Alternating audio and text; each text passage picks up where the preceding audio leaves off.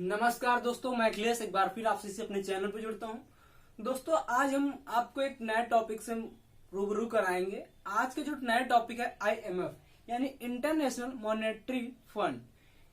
IMF इसलिए पढ़ा रहा हूं क्योंकि अब मैंने सोचा कि आपको हर एक संस्थान के बारे में धीरे धीरे से बताया, यानी कि एक लेक्चर आईएमएफ का, उसके बाद यूएनडीपी, ऐसे कई सारे जितने भी संस्थान हैं, विश्व बैंक, इन सब के बारे में थोड़ा थोड़ा जानकारी दी जाएगी, जिससे एग्जाम में कोई भी क्वेश्चन आ रहे हैं तो क्वेश्चन आए। क्योंकि अभी रिसेंट में जो एग्जाम हुए हैं, सिविल एग्जाम, आईएएस का, आप सभी को पता होगा, यूपीएससी का भी एग्जाम 4 अक्टूबर को, उसके बाद 11 अक्टूबर को एग्जाम हुआ है यूपीपीसीएस का। ये दो एग्जाम ऐसे हुए हैं जिनको मैंने एग्जाम्स में सॉल्व किया क्वेश्चन पेपर, तो एहसास हुआ कि यहाँ से डायरेक्टली क्वेश्चन तो नहीं पूछ रहे हैं कि कब स्टैब्लिशमेंट हुई कब नहीं, लेकिन हाँ, इनको स्टेटमेंट वाइज पूछा जा रहा है, तो इतने डीपली से पूछा जा रहा है कि यार मुझे एहसास हुआ कि अभी तक मैंने भी जब भी पढ़ा है तो उतना ओरली पढ़ा है सिर्फ, और डीपली बहुत कम पढ़ा है।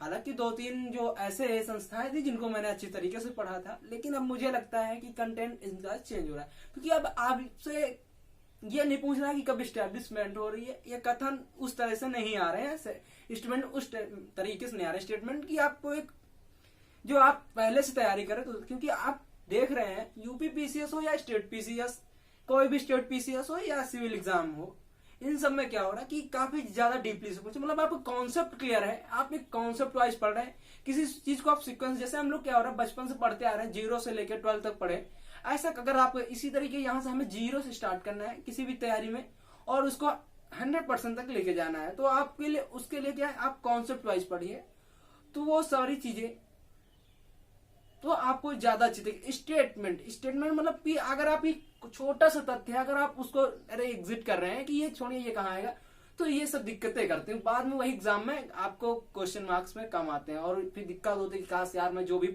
जितना मैंने पढ़ा उतना ही मेरा सही होता, बस उतना ही मैं कर लेता तो आज मेरा एग्जाम प्री निकल क्वालिफाई हो जाता। खैर छोड़िए, ये तो बात हुई जानकारी के लिए। आप चलते हैं अपने टॉपिक पे। आईएमएफ की बात करते हैं, यानी इंटरनेशनल मॉनेटरी फंड। यह एक ऐसी संस्था है जिसमें लोग देशों को क्या किया जाता है, मॉनेटरी दी जाती है, यानी कि धन दिया जाता है अपने विकास के लिए। ठीक है, तो चलिए बात करते हैं, चलिए देखते हैं आईएमएफ के बारे में। आईएमएफ की जब स्टैब्लिशमेंट हुई तो उसमें दो चीजें एक साथ स्टैब्लिश हुई, एक ही स्थान पे स्टैब्लिश हुई, जिसको अभी कॉन्सेप्ट में समझाते हैं।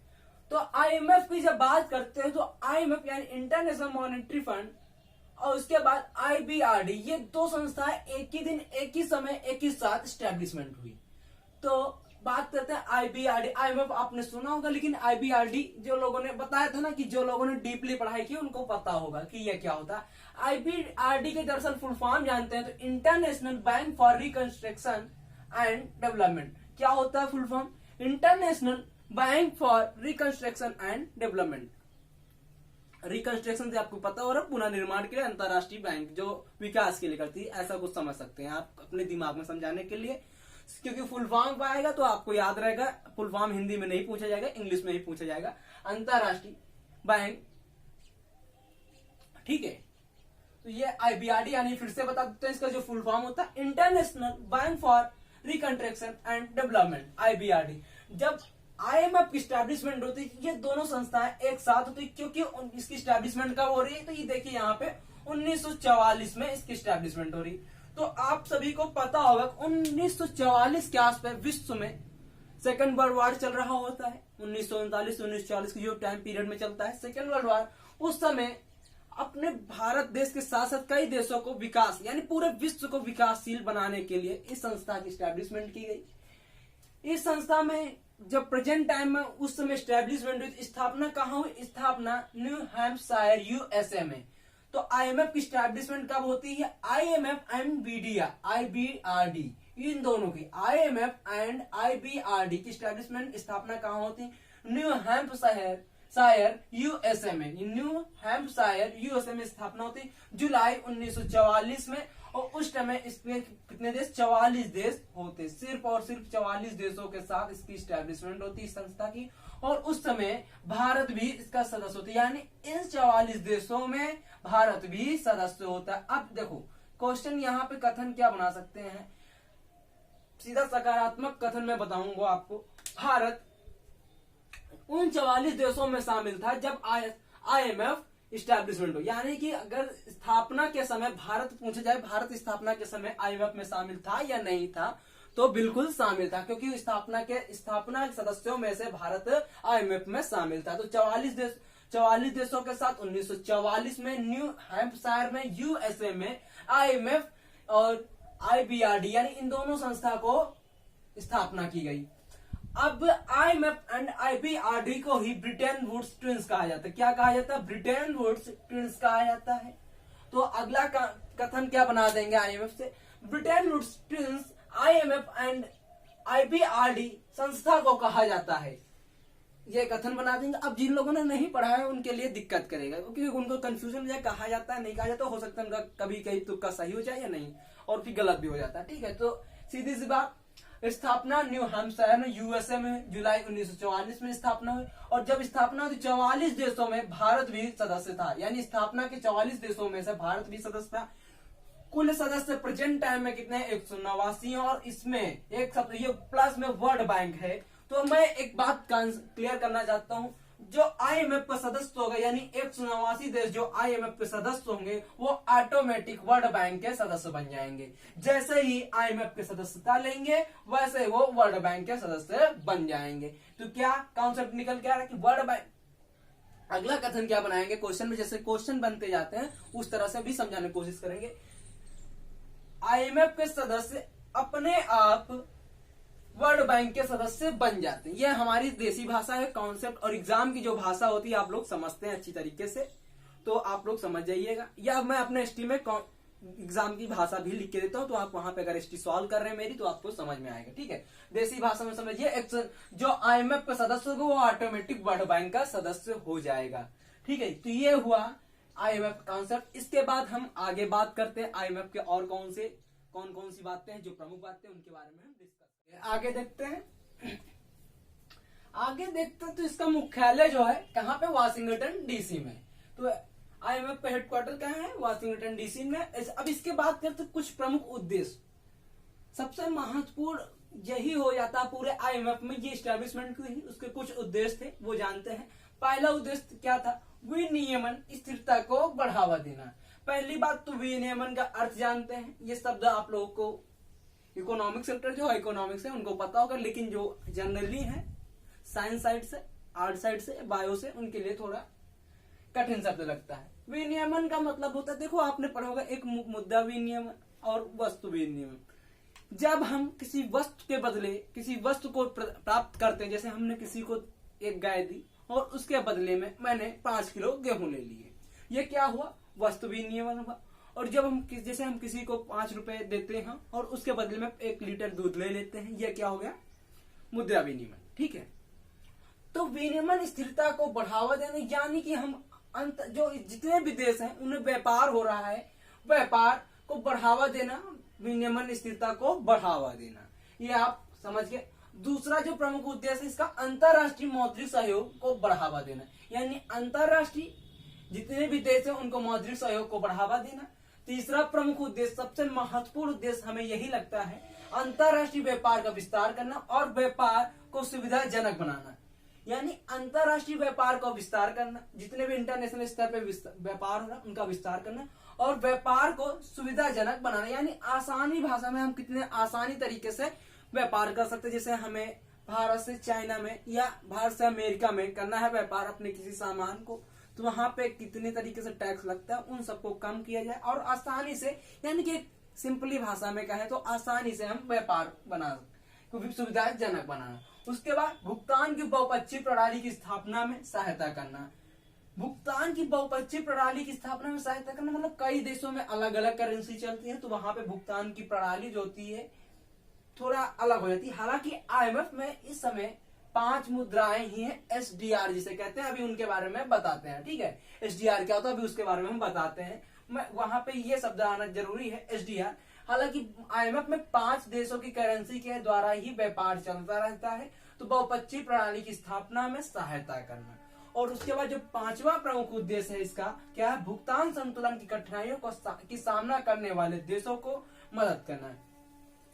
जो भुगतान संतुलन है, कठिनाइयों को जितने भी देश सामना करते हैं उनकी देशों को मदद करना, भुगतान संतुलन वाले देशों को मदद करना, ये इसके प्रमुख उद्देश्य है। उसके बारे में हम अब बात करते हैं कुछ और महत्वपूर्ण बातों में, तथ्यों के बारे में आईएमएफ की। चलिए आगे देखते हैं। तो देखते हैं आईएमएफ के बारे में। कार्यकारी निदेशक, तो आईएमएफ में कितने कार्यकारी यानी एग्जीक्यूटिव डायरेक्टर रहते हैं? 24। अब ये 24 जो एग्जीक्यूटिव डायरेक्टर है, इनके अंतर्गत क्या होता है, जितने आईएमएफ के सदस्य यानी 189 देश हैं, इनके यहाँ से क्या होता है, दो गवर्नर नामित किए जाते हैं। यहाँ पे देखते हैं भौगोलिक दृष्टि से आधारित प्लान के तहत, जो भौगोलिक दृष्टि है, आईएमएफ को एक भौगोलिक दृष्टि बनाई जाती है, उसके प्लान के तहत सभी 189 देशों का प्रतिनिधित्व करते हैं। ठीक है, ये जो 24 एग्जीक्यूटिव डायरेक्टर बनाए जाते हैं यानी कार्यकारी निदेशक, ये क्या करते हैं, जो भौगोलिक दृष्टि से आधारित प्लान के तहत सभी 189 देशों का प्रतिनिधित्व करते हैं।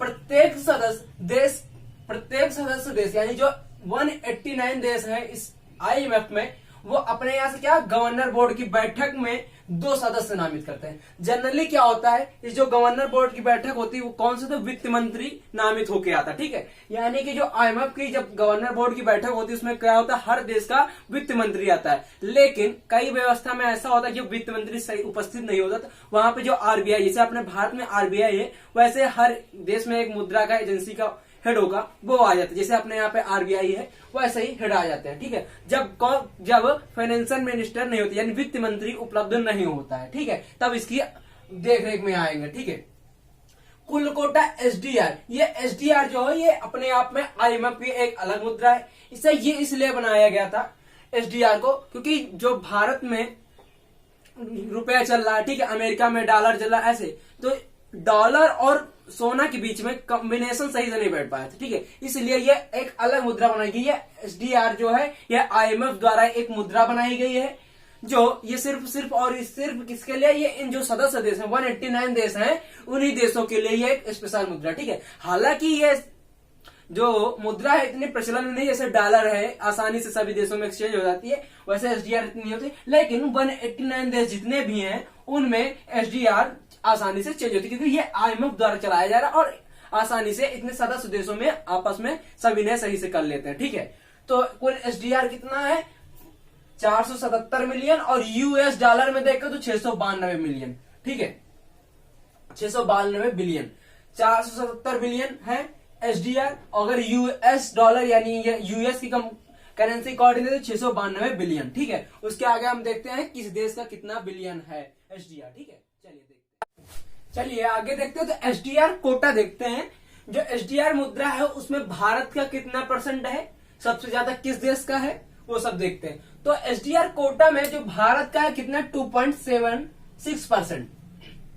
एसडीआर कोटा में भारत कितना, 2.76%। यूएसए का सबसे ज्यादा किसका है, यूएसए का। ठीक, हाईएस्ट सबसे ज्यादा यूएसए का है, 17.46%। आपसे पूछा जा सकता है आईएमएफ के एसडीआर कोटा में सबसे ज्यादा किस देश का मुद्रा का महत्व है, तो किस देश की मुद्रा का महत्व है, यूएसए का 17.46% है। और भारत का पूछा जाएगा तो कितना है, 2.76। जैसा कि मैंने पहले ही बताया था वीडियो स्टार्ट होने के पहले कि हमें पूरी डिटेल में जानकारी जानी है, इसीलिए हम पूरी डिटेल में बता रहे हैं। उसके बाद यूएसए का है, यूएसए के बाद किसका है, भारत सबसे ज्यादा किसका, यूएसए का। उसके बाद किसका है, जापान का।